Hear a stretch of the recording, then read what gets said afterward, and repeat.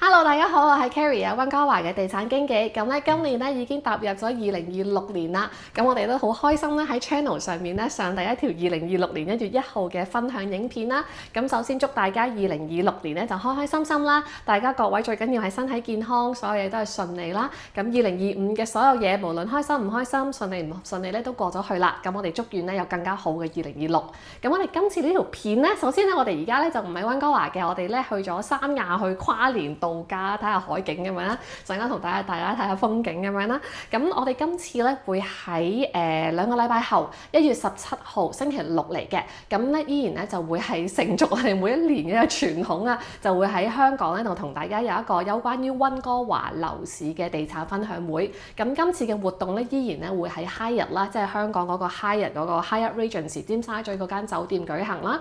咁我哋嘅活動嘅內容咧，今年咧亦都會係承接翻舊年同賣屋有關啦。咁舊年咧，今年會係一個升級版、進階版 maybe，因為舊年好多時大家朋友都關注喺我應唔應該賣樓 ，is it the time to sell， 會唔會賣早咗啦等等嘅。咁但係今年咧經歷咗成年嘅2025年啦，咁大家各位朋友由我個 channel 啊、我個 website 啊，或者你哋身邊嘅朋友經紀可能都已經見到咧賣屋賣出投資物業已經係已成事實㗎啦，因為成個 trend 係 downward 啦。咁年尾嘅時候 Carrie 都分享咗好幾條片去同大家分享，譬如話 condo 啊、獨立屋啊、靚嘅獨立屋等等，點解要賣、點樣去賣嘅。咁我哋今次呢個 event 嘅主題咧，就會係有少少再唔同啦喺賣屋之內，因為我哋都發現咧，今年年尾開始就有一批嘅賣家，其實佢都可能係買家嚟嘅。係咩意思咧？就係佢哋手上可能持有 more than 一個嘅 condo 啊，或者係2個 condo， 一個 condo 一個 townhouse， 或者甚至係啲細型嘅獨立屋，咁全部都想借呢個機會咧就甩走投資物業啦，甚至係最好咧就可以咧係樓市比較低迷嘅時候去換一間大啲、更加保值同埋住得更加舒服嘅物業，例如係啲大嘅獨立屋啦，或者係 duplex 啊、townhouse 啊、大媽屋等等嘅。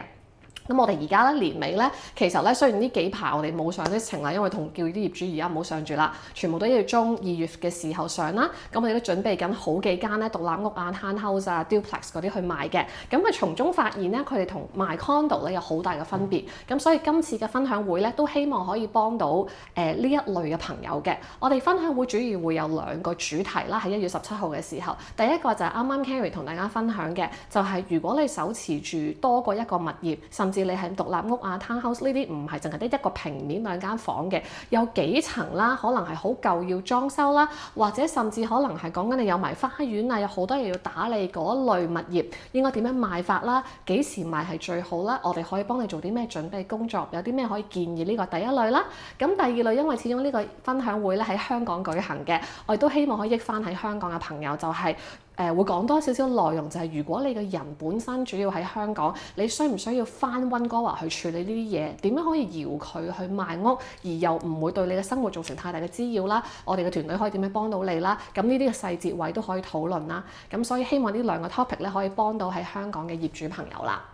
咁另外咧就係咧，因為分享會我哋因為係賣屋咧，就唔會係一個好廣泛講，即係好多溫哥華樓市嘅 trend 啊，有咩好買啊，咩樓花都唔會再係呢啲類型嘅 topic 噶啦，反而會更加類似一個 workshop 嘅形式。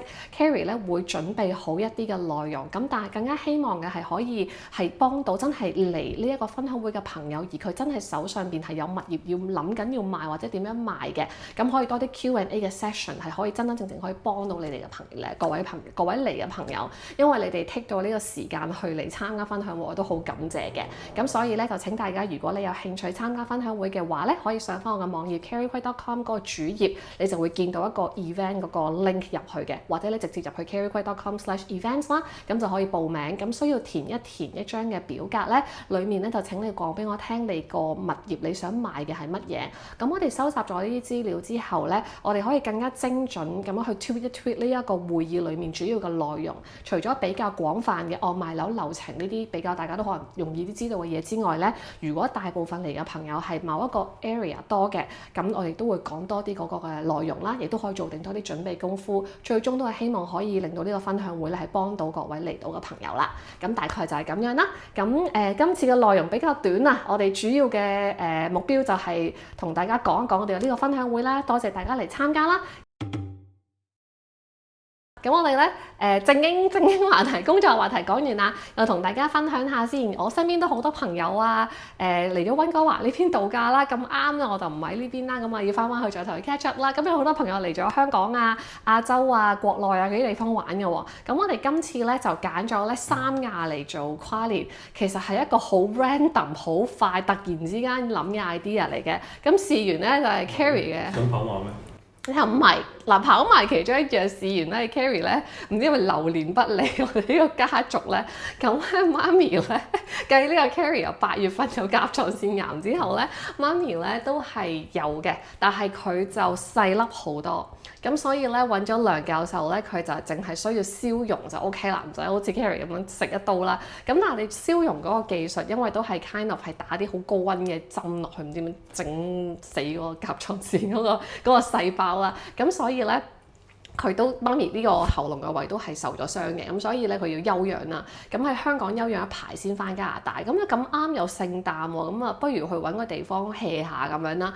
咁於是我哋就揀咗一個唔需要飛好遠嘅。咁咧因為由香港有一班直飛嘅飛機過嚟三亞，就1個鐘頭，個零鐘咁樣已經飛到啦。咁然後呢度其實都即係都係去陽光與海灘，咁就揾咗一間surface apartment 咁樣嘅。咁跟住就住喺度，我哋就叫咗。其實佢每一個我哋可以參觀下同大家，呢個就唔係即係冇酒店嗰啲咁 high quality 嘅。隔離就 Atlantis 嗰個就真係好高級嗰個酒店咯。我哋就係佢隔離咧嗰啲呢個人哋啲居民樓，跟住佢哋咧唔知幾層就變成一個酒店公寓咁樣咧。咁呢個門口入嚟啦，呢邊其實有窗嘅，有個廚房，但係佢其實唔俾你煮飯嘅。你要真係煮嘢食嘅話，要唔知再俾錢再同佢講咁樣啦。咁我哋幾日都唔會真係煮飯噶啦。跟住有餐台啦，然後會有個 sofa 一個客廳。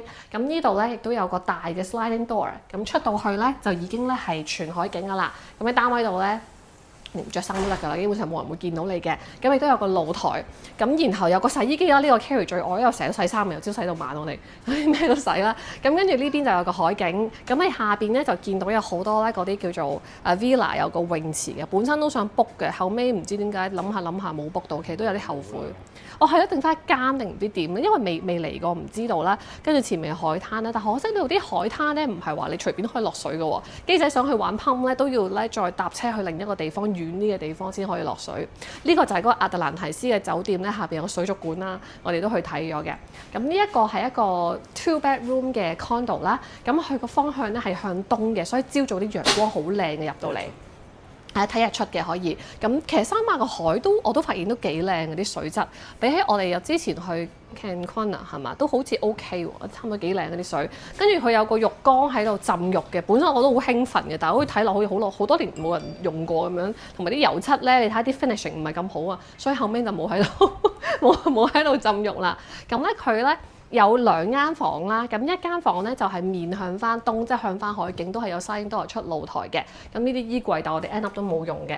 咁咧入邊有個 master ensuite 3 piece 啦。咁感覺上呢啲就咁，你大家喺影片睇咧個 quality 都幾好嘅，都係 tiles 啦。但係維護就爭少少，不過都 OK 嘅，用得到冇問題，冇異味。